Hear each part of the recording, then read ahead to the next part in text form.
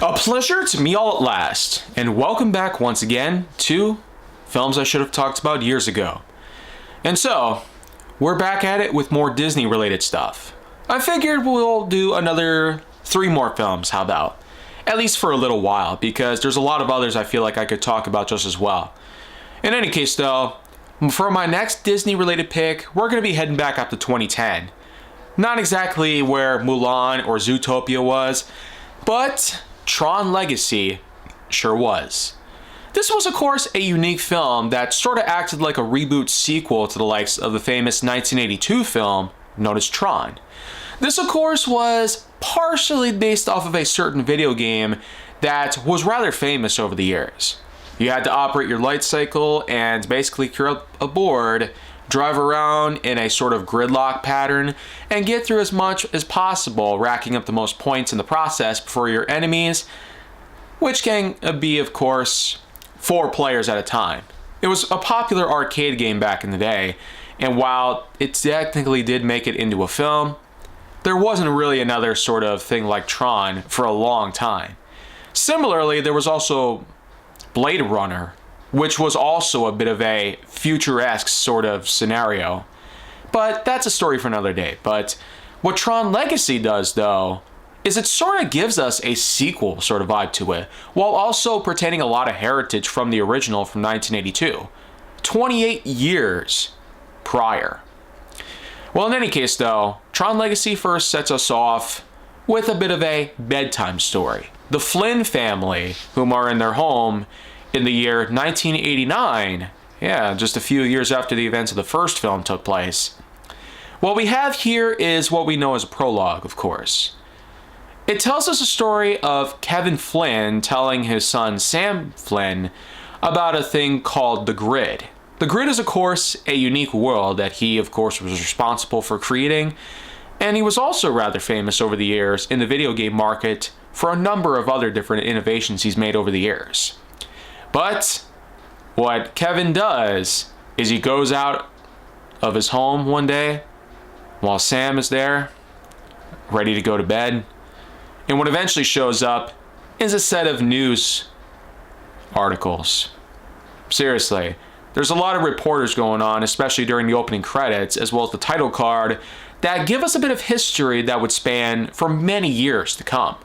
You see, since 1989, there was supposedly a disappearance of the likes of Kevin Flynn, and the company that he has been working for a long time now, and even becoming the head of the company himself, is apparently missing. But his son Sam is still out there.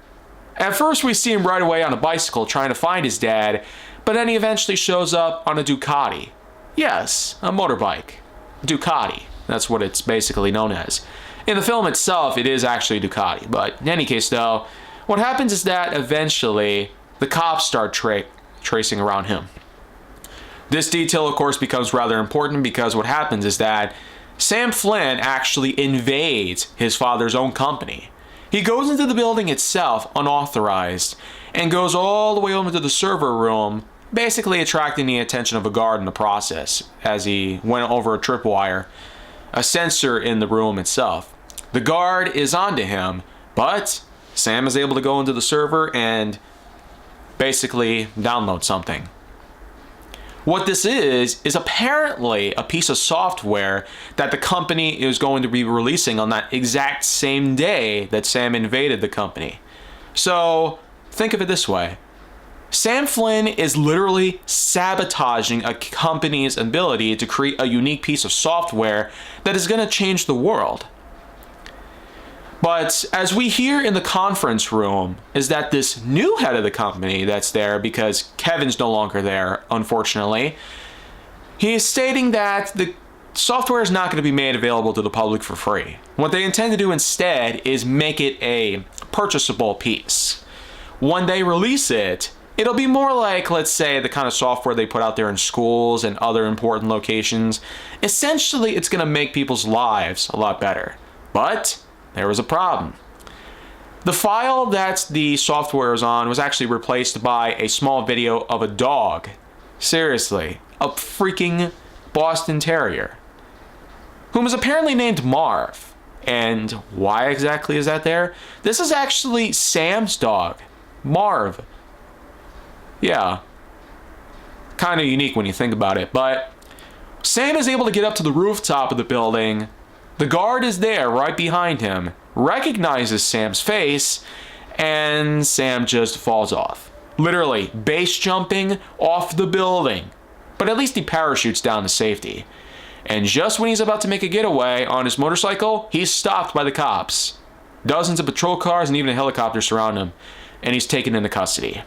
But after some time passes, we basically do get to see this little hideout, if you will, that Sam pretty much lives in along with his dog Marv. While he does, in fact, try to make ends meet in his own way, he is eventually met by an old business partner of his, as well as one of Kevin's associates. And basically, Sam is given the keys to his father's arcade. So, think of it this way. Sam steals software from his father's company, and somebody that they once knew comes by his place and lets him in on an old relic from the past. I don't exactly know what that's going to do, if that's going to change Sam for the better, but either way, when Sam does visit the old arcade, the place is really dusty, and there's a lot of coverings over the arcade machines. But upon using the key to enter the building and turning on the power, the sounds of Journey's Separate Ways play in the background while we get a unique look at the many arcade machines that are inside. There's a lot of familiar sound effects in there, but the one that does pop up eventually is the likes of Tron.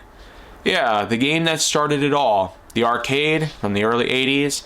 It spawned a film in 82, and many years later, we got ourselves what we think of as a half sequel to the original. And either way, it's a pretty impressive feat of things. I mean, we have the son of a well-known software company and video game designer that was in fact responsible for a lot of things.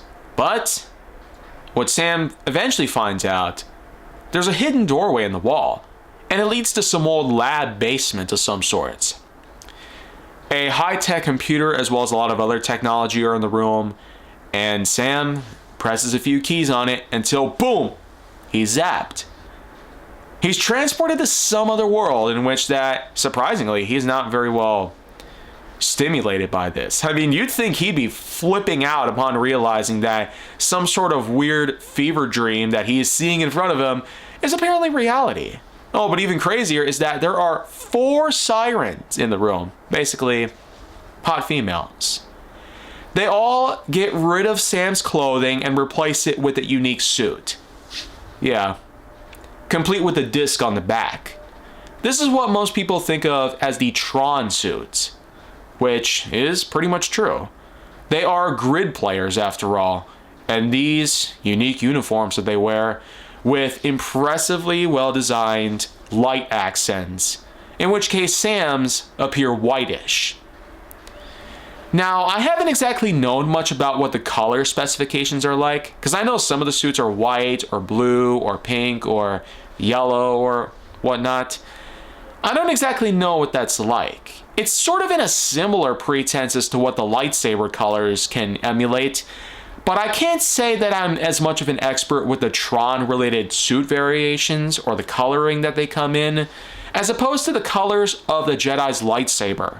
But hook me up in the comments below and let me know what the difference is between the colors of the Tron uniforms, because I kind of want to know at this point.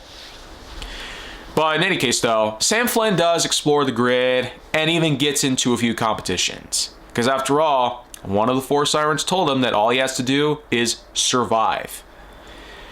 He essentially makes it a mission, pretty much, to go find his dad, because it does seem that if this is the kind of world that his father was talking about years ago, the grid, then maybe he could still be around.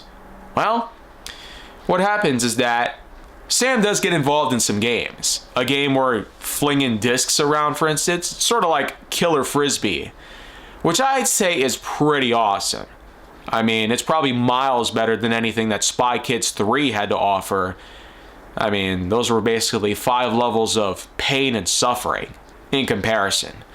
Anyways, though, Tron Legacy does have a unique 125-minute runtime of amazing set design, incredible acting, and I do like some of the casting choices here. Many actors I'm not exactly familiar with, but still, I do appreciate what the movie has to offer up until this very point. But it gets even more crazier from here on out, because when the likes of Sam and Kevin Flynn do eventually collide in the form of a light cycle meetup, because even though Sam Flynn is able to avoid death for all this time, not just with the killer frisbee thing that they were doing with the discs, but also the light cycle challenge, which is essentially what the game Tron was truly put together. Seriously, you had to move on a grid and avoid crashing into your own light. And also avoid crashing into other people's light. But the point is that the more points you get, because the more time you spend on the grid without getting killed. Well, the thing is, Kevin and Sam do eventually meet again, and there of course comes in other characters that we got to know just as well. We do have ourselves a female character known as Quora, played by Olivia Wilde, and we also do have ourselves Zeus, played by Michael Sheen, whom of course is one of the men at the end of line. It's basically a unique facility, sort of like a location meant specifically for elite class guests. It's like a really, really fancy restaurant, probably in New York City or Chicago. So that's sort of what the end of line is like. But for the likes of the Flynns, Kevin and Sam, they're mostly there to meet up with the likes of this one character named Zeus. I might as well mention, though, that Kevin Flynn does basically have a bit of an ulterior motive. In addition to living on the grid all this time, he essentially has created his own unique user known as Clue, or CLU, as it's essentially like an abbreviation or an acronym. This Clue persona that he has developed essentially is meant to act more humanoid than others, but is not exactly full-on humanoid like his own human counterpart is. Kevin Flynn is essentially his own unique person. He was able to have his son Sam, after all.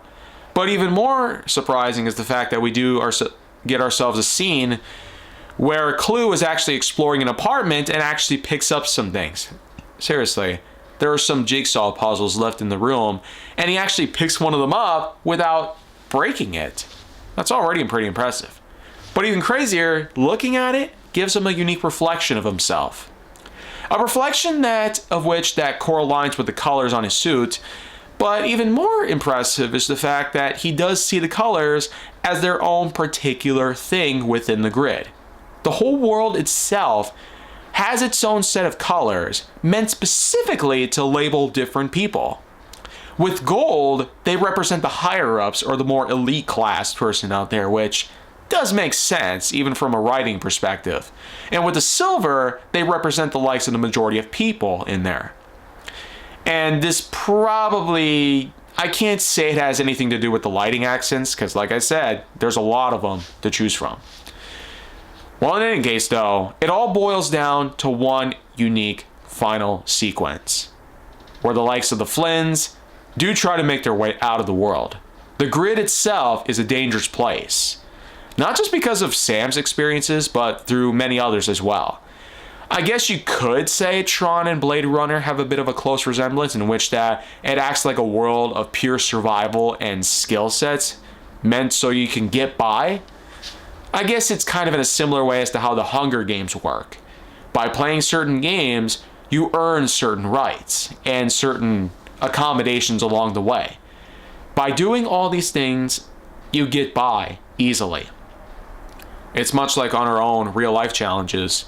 If we do a certain job for many hours a day, of course we're going to get ourselves a good amount of things to work with.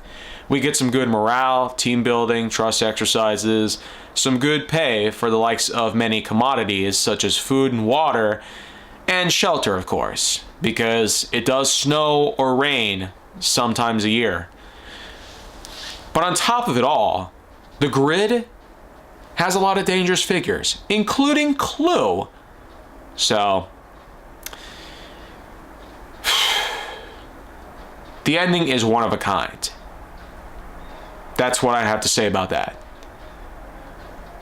And it's a bit saddening on its own part because Kevin and Sam seemed like they were close together. And much like the original, I'm sure that it had something to do with more about Kevin than Sam. But then again, we actually got a new film, Tron Ares, not too long ago. So, I can't really say much more about this film entirely. There's just so much that I feel like people turn a blind eye towards. Some people aren't exactly as into the likes of films like this, but much like many other films we've gotten over the years, Tropic Thunder, which I've talked about here as well, and there's plenty of other examples I talked about as well. You could say that with the internet being around in 2010 and many years after that, even up till today, we have had a certain love for this kind of film. Perhaps the one thing that truly seals the deal for a film like this is Daft Punk. Seriously. 2010 was essentially the height of their success, and they composed the soundtrack for Tron Legacy. That is amazing. I guess it's kind of like what happened when the original Dune came out and the soundtrack was actually composed by the likes of Toto. Yeah, a band that popular? I mean, that makes me wonder, what is our band 400 Feet Tall going to be doing? I honestly hope if we make a Doom film at some point in the future, then we get hired to make the soundtrack. That would be awesome. Imagine some rockin' tunes playing in the background while Doomslayer is chopping off heads of demons and blowing the crap out of the cyber demon with a plasma cannon. Whew. That'd be awesome. Well, anyways, though, that's all I got to say about Tron Legacy. For my final scoring of this film, it's a pretty good 8.1 out of 10.1. And you're probably thinking, why not do it for 8.2? Because 82 was when the original Tron was released.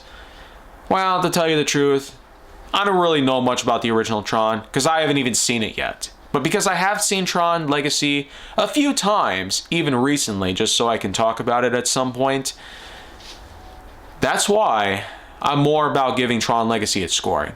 And if you're thinking of Tron Ares, well, that's its own separate topic that I might talk about at some point in the future, but we'll see it in time. Anyways, though, that's it for this piece, but I still have 2 more picks correlating to Disney films. So if you want to see more, go down to my channel, as well as the next 2 entries in films I should have talked about years ago. Then make sure you like, subscribe, comment, follow me wherever you can find me, and stay on the Hollywood side for more.